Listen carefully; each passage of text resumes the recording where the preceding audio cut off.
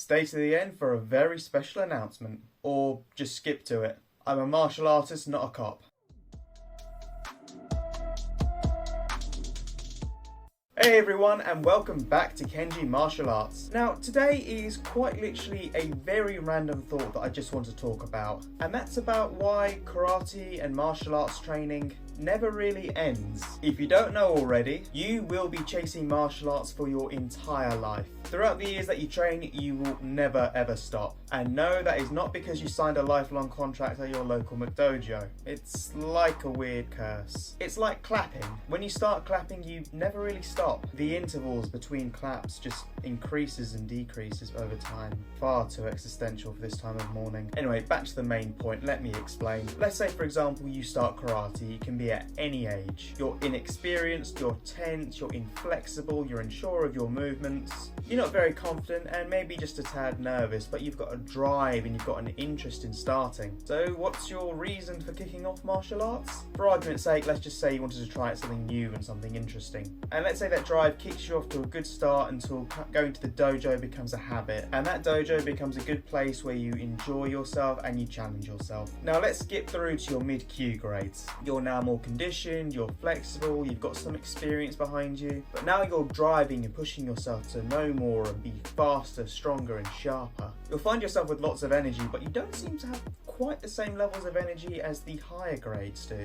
The ones that never tire, that hit the hardest and the strongest and know the most. So what's your goal now? To have that more refined skill set and abilities that they do. Now bear warning, at this point in your karate training is where most people tend to drop off. They drop out and they quit. Their drive is gone and they just don't have the commitment for training anymore. It's a sad fact, but unfortunately not everyone stays, but you stay, because I believe in you. Well, mostly. Now let's fast forward to your late Q grades. Brown belts getting ready to take on your first black belt test. You've been training for a few years now, everything is strong, sharp and on point. But for the time being, getting that long awaited black belt is now your goal. So you dedicate every training session on making sure everything is as strong as it can be, as fast, as polished, as refined as humanly possible. And also trying to remember a hell of a lot of technical knowledge so you can pass that grading. Now let's fast forward a bit further. You've now passed your black belt test. Congratulations, my friend. I mean, you probably passed it. Now you've got a great understanding of all the basics of your martial arts system, and you can use them to fight effectively. You can do everything your martial art needs you to do. You can fight, you can spar for longer, you can fight more intelligently, more practically. Your only drawback right now, and it is quite a big drawback to be fair, is that you only know one martial system. Your overall martial arts skill set is focused and specific, but it does lack that wider variety. I've heard people like Ian Abernethy say that you can be a black belt on your feet but a white belt on your back. You can strike the hardest you can, and you can grapple within what you've been taught, but you lack that much wider skill set like ground fighting, specific types of throwing, intricate kicking, and just other alternative ways of looking at things. Now with all of that above, we can see the Shu Ha Ri concept really start to take place there. You start with Shu, which is basically monkey see, monkey do. You're told what to do, you repeat it. You're told something else to do, you repeat it again and again and again. You're following instructions. Then as you get more advanced, you reach Ha. Now this is where you start to diverge from what you've been taught. You start to think more for yourself and think, what about this, or what about that? The questions start flying. Then finally, the very last step is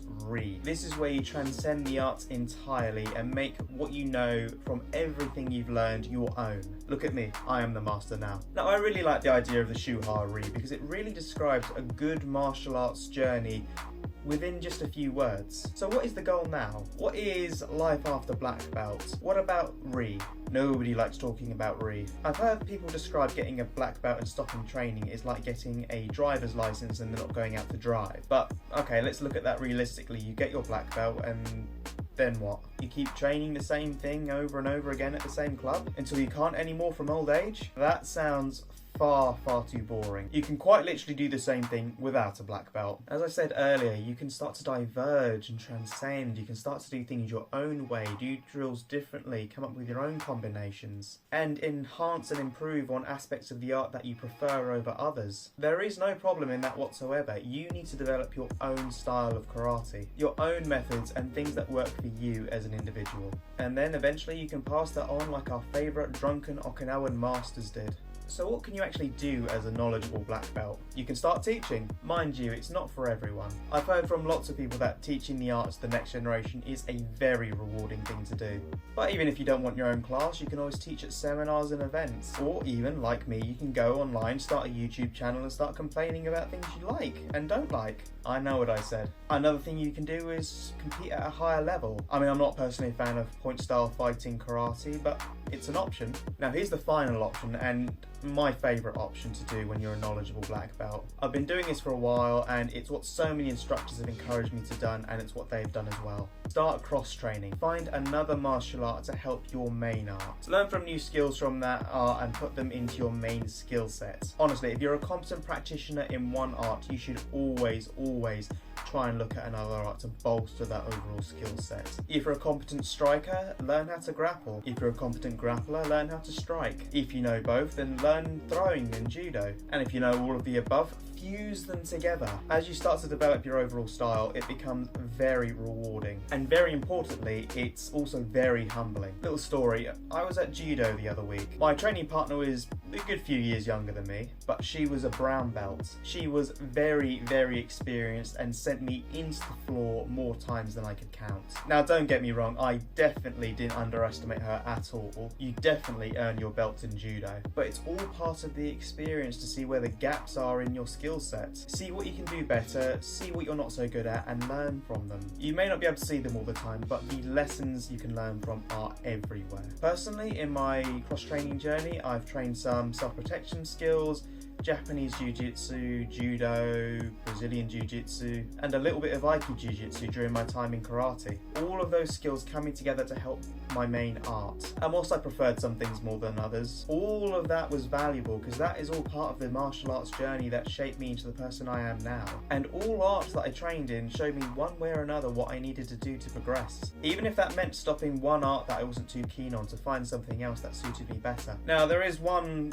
stage in our training which we all try not to think about, but it happens to all of us eventually. Old age, injuries, fatigue. Time stops for no man. When we are 60 or whatever, we can't keep doing the same things we did 20 or 30 years ago. We have to find a way to keep it balanced. At that point, all those years of training and wisdom you developed, it's fantastic, but that doesn't mean you have to stop training altogether. Knowledge is knowing tomato is a fruit. Wisdom is knowing not to put it in a fruit salad. And apparently, philosophy is wondering if ketchup is a smoothie. So the main point of this is to say, at that point in time in your training, you really should be passing as much information as you can onto the next generation. Teaching should be your main goal here, lest it be lost to time. Anyway, what was the point of this video again? There's always a goal to aim towards. That's why training never stops. You start to learn, you progress, but you need to refine and improve. You've now refined, but you need to expand your knowledge and skill sets. You need to teach, but you need to learn how to teach effectively. You get old, you get injured, so you find ways around that. There's always going to be something to improve upon. And that's why a martial arts journey quite literally takes a lifetime. And for me so far, it's been worth it. Now enough of that. I promised you a very special announcement at the start of this video. So without further ado, it's back. It's finally back. After 2 years of being somewhat locked down, the Bunkai Bash is finally back. Hell yes. What? You don't know what the Bunkai Bash is? Okay, fine. Since you begged me, I will explain it all to you. People of the internet, the Bunkai Bash is an event weekend that comes around once a year, which is hosted by the mad karate scientist that is Andy Kidd. Many different karate instructors gather at this event at a random campsite in Swindon and train and teach martial arts and karate for an entire weekend, from Friday afternoon to Sunday midday. It's nothing but good productive training, roasting each other to no end, and nothing but good times. I've been to 2 of these before and honestly I've missed it so much. Now the weekend runs like this. Friday we arrive, pitch up our tent, we have a good couple of training sessions, then we go out for a local Indian, good meal and a good few drinks. For the Saturday we have more training and more banter throughout the entire day, and then in the evening comes the main event, one of the best barbecues I've ever had. You eat, you drink your fill, you have a good time, and then we gather round a nice little fire pit and see who can talk the most amount of shit about karate. And then the next morning we wake up, nice, bright and early at 6 AM and hungover for the morning fitness session. Certainly an experience. Then it's chilled out training for the rest of the morning till about midday, at which point then we go home to nurse our aches. This year's Bunkai Bash is going to be held from the 24th to the 26th of June this summer. It's £100 for the entire weekend and worth every penny. Places are limited, so get your tickets now. This is the 8th year the Bunkai Bash has been running, and it's only ever improved each year. And if you miss it, you will miss out on some of the best training, with some of the best instructors in the country.